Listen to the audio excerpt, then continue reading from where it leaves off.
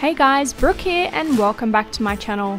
This is part 4 in the Haines Hunter motor replacement series. In today's episode, you'll be watching Denis fabricate a new splash well. And that's definitely not as easy as it sounds. Hopefully we can give you a few tips and tricks on how we perfected our fabrication. Right now you can see Denis has cut the inboard motor cover in half, so he can fabricate the new lower part of the splash well. Fabricating this lower part from scratch is going to be a bit of a job because he doesn't have anything to copy off. All he can do is use the existing top part as a bit of a guideline and hope that everything lines up in the end.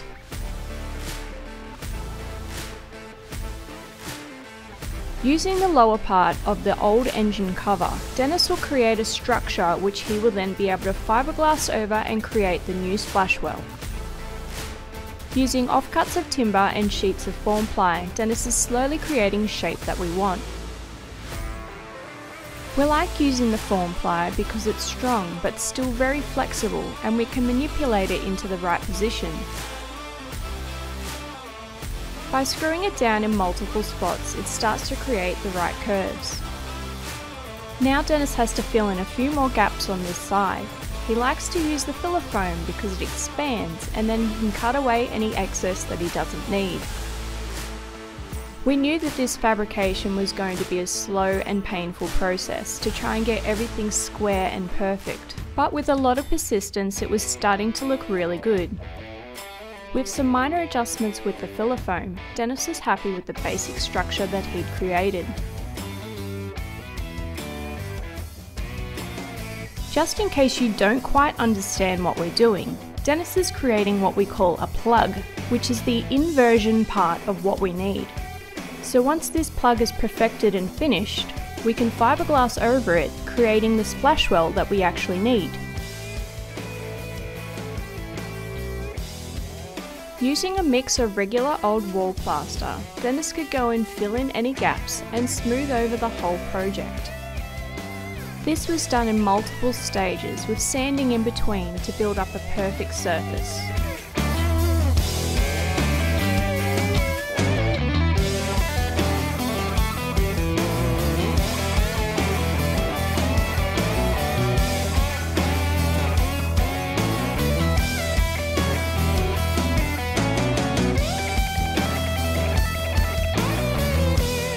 Once Denis was happy with the smoothness of the surface, he mixed up a batch of flow coat to roll over the new project. This would be a nice hard base coat and prevent the underlying plaster from going soggy once we started fiberglassing. This was then sanded back and any imperfections were filled with a car body filler, which was also sanded and the dust cleaned off in preparation for hairspray. Using hairspray is a nifty little trick to hopefully prevent the fiberglass from sticking to the new plug that we've just made. Before Denis starts fiberglassing the new splash well, he mixes up a batch of flow coat to roll over the new surface. This will act as a nice base for the fiberglass to set into, and will also hopefully help delaminate the job from the plug. Denis is applying 2 layers of the 450 gram chop strand fiberglass matting. Once this is completely rolled in, we're adding a layer of the double bias, which consists of a tightly woven 600 matting and a 200 chop strand on the back of it. These few layers of fiberglass are going to give the splash well enough strength to be popped off the plug to see if this even fits in the right position. Right now, this is the moment of truth, to see if the hairspray and the flow coat have done the job.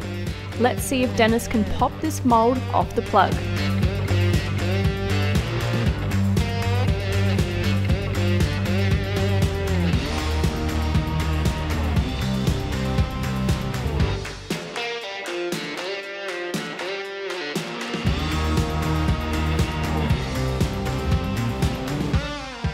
Great job, Denis. What a relief that came off in one piece.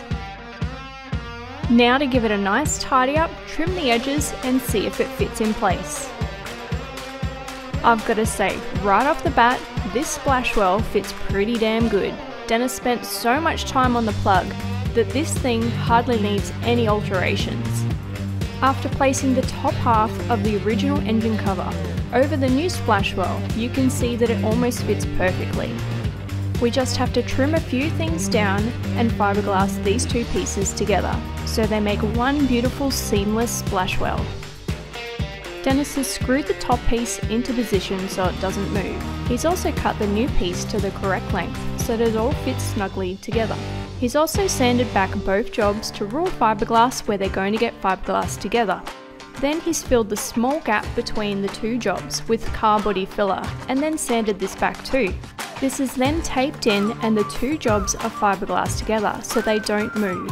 He's also fiberglassed over an existing breather hole that we don't need anymore. Here we're putting in some temporary supports to the splashwell so when we take it out to fiberglass the back, it doesn't lose its shape.